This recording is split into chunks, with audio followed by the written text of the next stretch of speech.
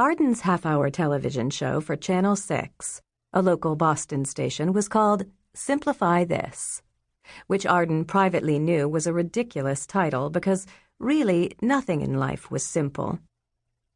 She couldn't remember when she'd last had a vacation, and even when she had a weekend off, she worked, tapping away at her laptop, or considering DVDs prospective entrants had sent her, or reviewing call sheets or expenses.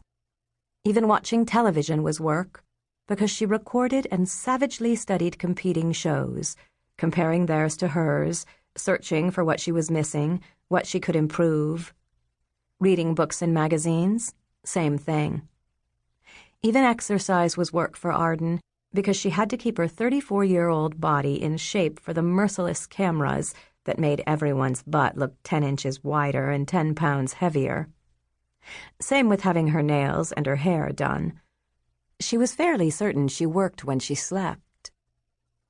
Simplify This expressed her hard-won life's motto: to simplify your life, to stuff useless old family heirlooms like grandmother's tea sets and framed photos of relatives so distant you couldn't remember their names, into neat cardboard boxes, tidily labeled and piled in the attic or basement, or given away to the second-hand shops so you could claim a tax deduction. As you did this, you vanquished the ghosts of the past, the should-haves and could-haves, the expectations of parents, the dreams of childhood. Then your present life was clear and spacious, facing forward, not back. Arden had spent her adult years simplifying. She had created a television show and her own life's battle cry out of the desire to simplify her odd, complicated family, if you could even call it that, which was like a jigsaw puzzle with the pieces scattered by the winds. Today, she parked her posh little Saab convertible in her reserved spot in the station's lot, whipped through the glass doors, nodded to the security guard, and strode down the corridor to her private lair. She unlocked it, stepped inside, leaned against the door, and kicked off her high heels. It was a hot day for early May. Arden stripped off her suit jacket and unzipped her tight skirt. She collapsed in the wonderfully padded chair behind her desk, put her feet up, and listened to her voicemails. Messages. The dry cleaner said the stain wouldn't come out of the lavender silk dress. The masseuse reminded her she'd changed the time of her appointment.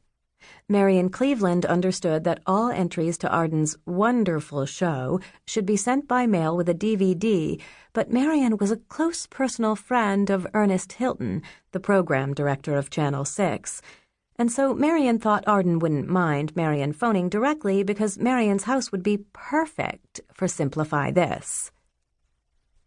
4 forceful thuds sounded at her door, and before she could speak, Ernest Hilton barged in, followed by a tiny, wide-eyed brunette. "Ernest!" Arden swung her legs off her desk and straightened in her chair, yanking her shirt down over the undone zipper of her skirt. "Arden?" Ernest hauled a chair from the corner of the room, moved the stack of folders off it onto the only empty space on Arden's desk, and set it next to the visitor's chair facing Arden. He gestured to the size 0 to sit. "I'm not going to like this," Arden thought. She knew Ernest well enough after 6 years of working with him. He was 50, jovial, and fat, and he never appeared in front of a camera. "I'd like you to meet Zoe Anderson." Arden smiled. "Hi, Zoe." The young woman was dazzling, with enormous dark eyes and long dark hair clipped loosely to the back of her head. Her dress was a simple sleeveless sheath of linen, at least 2 sizes smaller than what Arden wore, and Arden was slim. "So here's the deal," Ernest continued, after Zoe gave a brief smile. "Channel 6 has been bought out.